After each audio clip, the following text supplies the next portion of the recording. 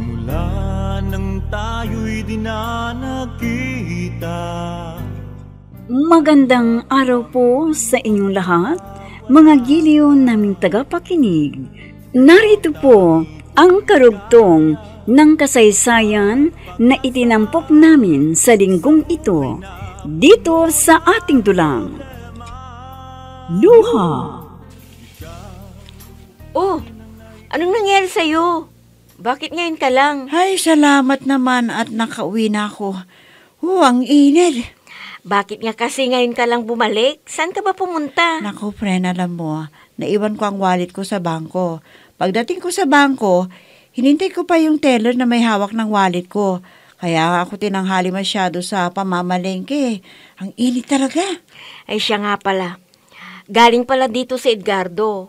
Hinanap ka. At nang sinabi kong nasa palengke ka, sinabing nagmamadali daw siya. Kaya ititext na raw daw ako. At nang mag-text siya sa akin, ang sabi ay mangingibang bansa raw siya. Ano?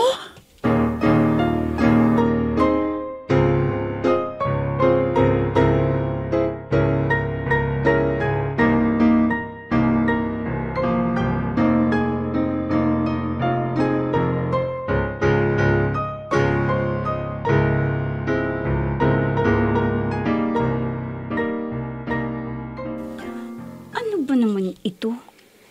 Kailangan ko pang magipag-unahan para makasakay ka. Ngayon ko lang naranasan. Iba pa rin talaga ang pag may sariling sasakyan. Heto. May pararating na taxi. Taxi! Para! Miss Beautiful, sakay na. Ang gwapo namang taxi driver neto. Mister, sakali bahaghari. Ha? Miss! Akong nagpara itong taxi Ikaw ang nagpara. Hindi ka naman sumakay kaagad. Ha? Hindi naman porket hindi ako kaagad sumakay, sasakay ka na. Ako ang nagpara Bakit? Ikaw lang ba ang pumapara ng taxi? O Pogi, ano pang ginagawa mo? Halika na. Mamang driver, palisin mo naman ang pasahero mo. Akong naunang pumara sa iyo, hindi ba? Nauna ka ngang pumara. Bago mo namang sumakay, kaya naunahan ka tuloy. Next time na lang. Anong next time? Bakit sa palagay mo ay sasakyan pa kita? Okay. Bumili ka muna ng sasakyan mo bago mo yan sabihin. Dahil sa dami ng pasahero, pag ganitong rush hour, baka kainin mo lang yung sinasabi mo. Naku, huwag ka talagang magpapakita sa akin na taxi driver ka. At may paglalagyan ka. Ikaw lang ang tanging mahal ko sa buong buhay kong ito. Pag-ibig ko'y tanging ikaw lamang, sa puso ko'y nag-isa ka lang. Bakit naman siya umalis nang hindi nagpapaalam sa akin, friend? Nagpunta nga dito. Kaya lang, di ka mahintay. Kaya yun, malis na. Bakit hindi ako tinawagan? Pwede naman niya akong tawagan Bakit hindi sinabi sa akin? Alam mo, sa palagay ko lang, nagtatampo sa'yo yung nobyo mo. Kasi naman ikaw niyayaya ka na ngang pakasal ayaw mo pa. Anong gagawin ko? Alangan namang hatakin ang oras para makapag-graduate ka agad ang kapatid ko. Wala namang problema sa pagpapaaral sa kapatid mo Sinabi na nga niya sa'yo na siya nang magpapaaral sa kapatid mo. Ikaw lang tong ayaw Kung ayaw niya, di wag. Bakit? Siya lang ba ang lalaki dito sa mundo? Naku, hindi nga siya nag-iisang lalaki dito sa mundo. Pero ang katangian niya ay 1 in a million, ika nga. Dahil hindi lahat ng lalaki ay mayroong katangiang tulad ni Edgardo. Mabait at may kaya sa buhay, no? Teka, ang kapatid ko tumatawag. Hello, Julina. Nasaan ka na, ha? Ate, baka mamayan pa ako makakauwi. Ha? Bakit? Kailangan kasing makipagsiksikan ako habang may jeep na humihinto sa harapan ng school Ayaw ko ng ganoon. Kaya nandito pa ako sa loob ng kantin na malapit sa school. Pinapalipas ko lang ang last hour para hindi ako kailangan makipagsiksikan o makipag-agawan pa ng upuan.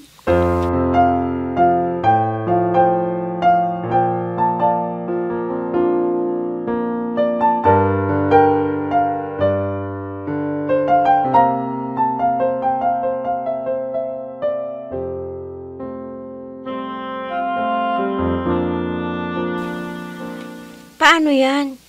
Lagi na lamang gagabihin ng uwi ang kapatid mo. Dahil kailangan pa niyang palipasin ang rush hour para makasakay siya at nang hindi siya makipagsiksikan. Kaya nga nag-aalala ako sa kaligtasan ng kapatid ko. Hindi ba may basang school na binabayaran mo? Anong nangyari doon? Bigla ngang nahinto Nagkaroon yata ng hindi pagkakaunawaan ng school at ng bus na naghahatid ng mga estudyante. Ang ibig sabihin lamang niyan ay kailangan mo nang makabili ng sasakyan. Ano? Ano ba sa palagay mo ang kinikita nitong kantina? Mabuti lang sana kung hindi nag-aaral si Julina. Maraming gastos. Alam mo ba yun? Mga suki, may pagkain pa ba? Naubusan naman yata ito Nahuli na naman. Anong orderin mo? Pansit para hindi masyadong mabigat sa tiyan. Nang makakain pa ako sa bahay mamaya. Sa palagay ko, solve na ang problema ko. Ha? Bakit mo naman nasabi yan? Bago ko sabihin sa'yo, ihanda mo muna ang pagkaing ino-order nitong suki natin.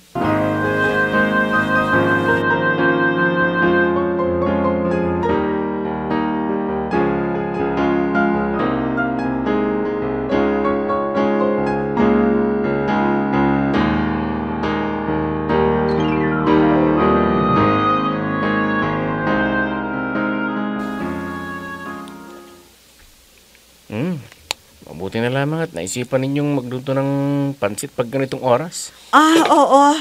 Marami pa kasing tao pag ganitong oras. At panay pagod at gutom. Kaya kahit papaano, naidadagdag sa kinikita ng kantina ang pagluluto ko ng pansit. Masarap nga Alam mo ate, dahil sa sarap nitong luto mo, re-recommenda ko ito sa mga kasamaan kong driver. Naku naman, salamat kung ganon. Siya nga pala. Ilang taon ka na? Bakit po? Para ka kasing mukhang bata Ate, hindi naman siguro kita tatawagin ate kung kasing edad mo ako. Bakit? Ilang taon ka na ba ha? 18. Ano? 18 ka pala? Oho. Bakit ate? Mukhang 30 na ba ako? 18 pa lang ako Ang bata-bata mo pa pala. Bakit hindi ka mag-aral? Alam mo, mas maganda ang kinabukasang maghihintay sa'yo kung mag-aaral ka. Gustong gusto ko kang mag-aral ate, kaso mahirap ang pera sa akin. Kaya wala akong pang matrikula. Ganun ba? Oo. Pero may pangarap ako. At sa katunayan, nag-iipon ako ng pera para sa susunod na taon, makapagpapa-enroll na ako. Dahil kung nakayanan kong makapag-ipon ng pambili ko ng sasakyan para pampasada ko, siyempre makakapag-ipon din ako ng pag-aaral ko. Mabuti ang ginagawa mo. At kung papayag ka, gawin mo akong regular pasahero mo. Babayaran kita. Ayos yan ate. Saan ka naman pupunta araw-araw? Hindi ako ang pasahero mo, kundi yung kapatid ko. Hatid sundo mo siya sa school at hindi ka malulugi sa ibabayad ko sa'yo.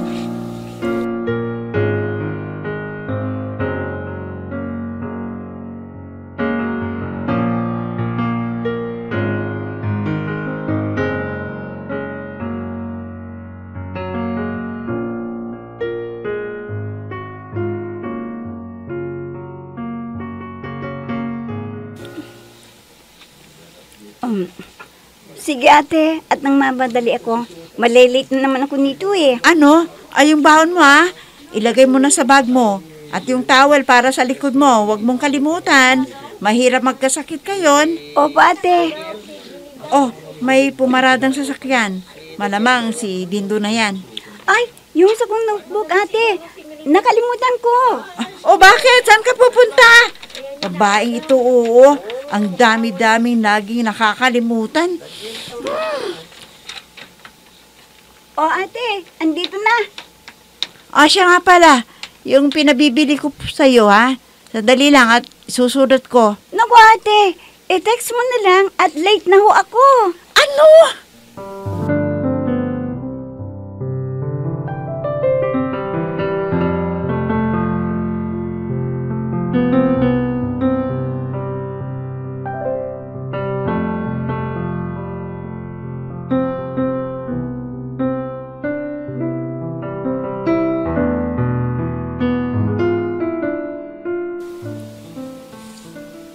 Ayos din para itong inarik na trabaho sa akin ni Ate Marie.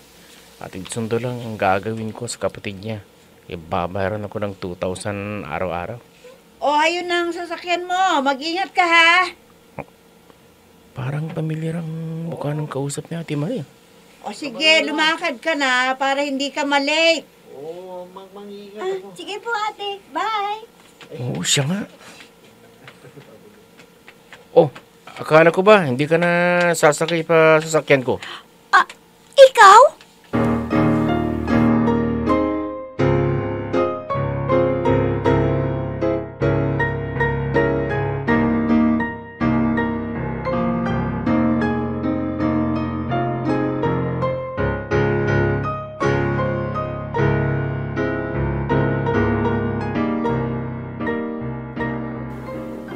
Bakit? Kung hindi ba ako nagmamadali, ay sasakay ako sa'yo? Kaya nga di ba? Huwag kang magsalita ng patapos dahil hindi mo alam kung ano ang bukas. Oo na, Pastor! Pastor ka dyan. Gusto mo pa yatang ibaba kita eh. Sige, ibaba mo ko. Bakit hindi mo ko binababa? Paano kita ibababa? Bawal huminto sa lugar na to. Sinabi mo, ibababa mo ko, hindi ba? Ibaba mo ko. Hindi nga pwede. Bakit bang kulit mo? Uli-uli kasi, huwag kang magbibitaw ng salita kung hindi mo naman kayang panindigan. Mabilitan niya ko yan ah. Binago mo lang. Bakit? Ikaw lang bang marunong mangsupalpal? Alam mo bang kung magaling kang mangsupalpal, mas magaling ako? Oo na. Hindi ka lang talaga Miss Beautiful eh. Papababain kita. Nag-isa ka lang.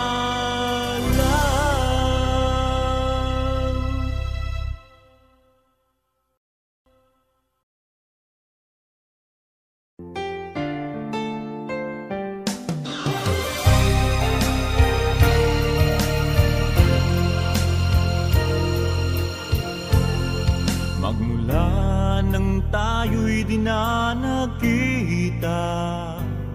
Ang tatamad ninyo! Ang dami-daming hugasan na plato, hindi nyo hinuhugasan. Mga tao ito, oo. Masipag lang kumuha ng sahod. Pero pagdating naman sa trabaho, mga tamad. Anong nangyayari sa'yo? Umagang-umaga nagagalit ka. Paano naman kasi? Wala nang ginawa kundi magchismisan. Tignan mo nga ang lababo. Tambak ng maruruming hugasan na plato. Kumakain pa naman sila Tama na, baka ma-high blood pa niyan Nakakainis talaga.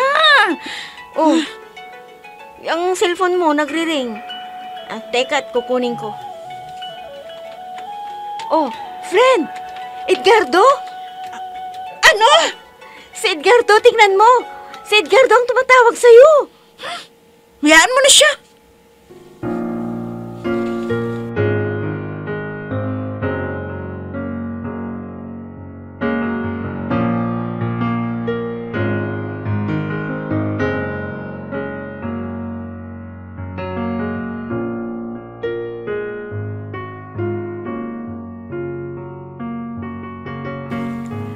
Bakit wala pa ang ugok na yun? Sinabi ng... nasa kabilang kalsada pala at may kausap pa palang babae. Hayun, nakita na ako. Sumakay na ng kanyang taxi at papalapit siya dito. Hi. Hay-hayin mo yung mukha mo. Ba't ka nagagalit? Paano man kasi? Ako itong pasahero mo, pero Iba naman ang kausap mo. Siyempre, nakikipag-usap lang naman ako. Habang hinihintay ka. Ewan ko sa'yo. Pero kung ayaw mo akong makipag-usap sa iba, mas okay. Madali lang naman akong kausap eh. Oh, saan ka pupunta? Saan pa? Di sa sasakyan mo, baka maunahan na naman ako ng iba. Yan ang hindi na mangyayari. Dahil mula nang maging pasahero kita, nakalaan ng upuan sa harap para sa'yo. Che!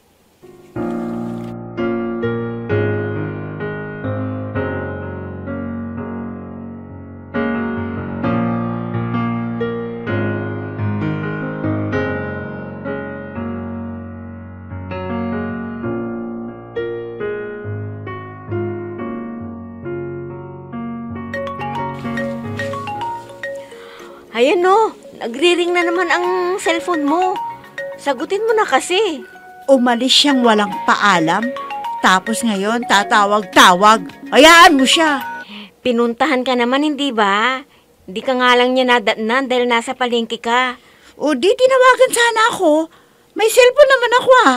Bakit hindi niya ako dinawagan? Tapos ngayon, tatawag-tawag. Para ano? Para magkausap kayo, syempre. Kung nagawa niyang hindi ako kausapin noon, ayoko rin siyang kausapin ngayon. Pero malay mo, may importante lang siguro, kaya umalis siya kaagad. Sabi nga sa akin nagmamadali. Ako, hindi ba importante sa kanya para lamang niya ako iwan? Ano ba naman yung ilang oras siyang maghintay? Alam niyang may kantina ako at alam niyang wala akong ibang pupuntahan kundi palengke lang. Bakit hindi niya ako hinintay? Kaya nga, kausapin mo siya at hayaan mo siyang makapagpaliwanag. Paano kayo magkakaintindihan kung hindi mo siya kakausapin? Hayaan mong ipaliwanag niyang dahilan kung bakit siya hindi nakapaghintay ng araw na yon.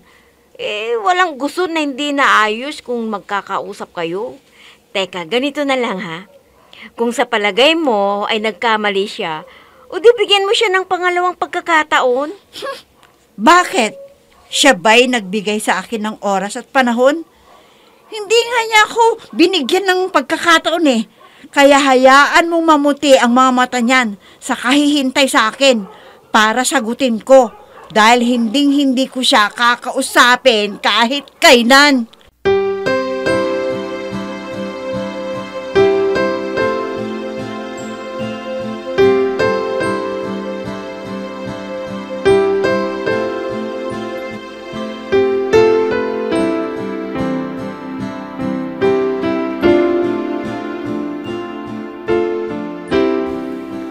Oh, bakit mo pinapuntang sasakyan? Hahanapin ka ng ate mo niyan. Hanapin ako ng ate ko kung alas 6 wala pa. Pero tingnan mo nga ang relo mo. Hindi ba't mag-aalas 4 pa lang? Ang ibig ko lang sabihin, bakit tayo naririto? Wala ka bang klase? Nag-iskapo ka ba? Anong nag-iska po? Wala kaming klase. Dahil nagpa-practice ang karamihan para sa darating na foundation day namin. Ang ibig mo bang sabihin, hindi ka pa uuwi? Oo naman.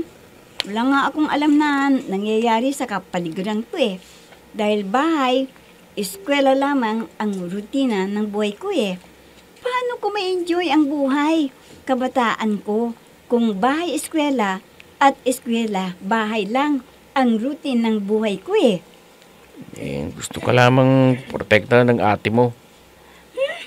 Lintik na protection na yan. Hindi mo rin ba naintindihan ang gusto kong sabihin? Manhid ka ba? Ha? May gusto ako sa iyo at sana naman kahit sa ganitong pagkakataon ay mabigyang laya ko ang nararamdaman ko. Hindi yung lagi na lamang akong nagmamadaling umuwi dahil baka magagalit si ate. Julina. Nag-iisa ka lang.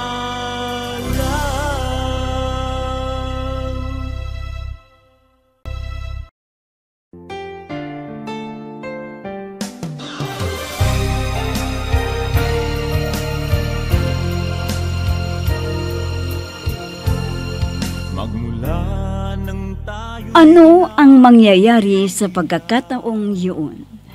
Mga giliw naming tagapakinig, sundan bukas ang karugtong ng kasaysayan na itinampok namin sa linggong ito dito sa ating dulang. Luha! Mga nagbibigay buhay sa ating dula ay sina Mayra Abrehal Narnola, Susan Malikdem, Robert de Guzman, Jun Cabato, Emma Dalope, Andrea Solar, Ami Diaz, Jonathan Bravo, at si Oscar Ora. Technical Supervision at Musika, Oscar Ora.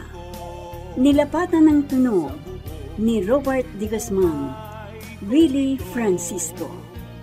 Sa panulat at direksyon, Eva Alcoriza. Inihahandog sa inyo ng F3 Recording Studio para sa Pambansang Radyo ng Pilipinas, Bombo Radio, Philippines.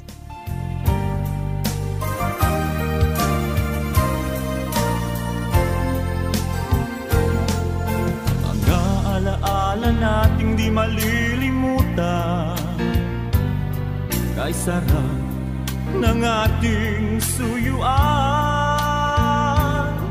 Lagi kong natatandaan, maligayang araw nating nagdaan.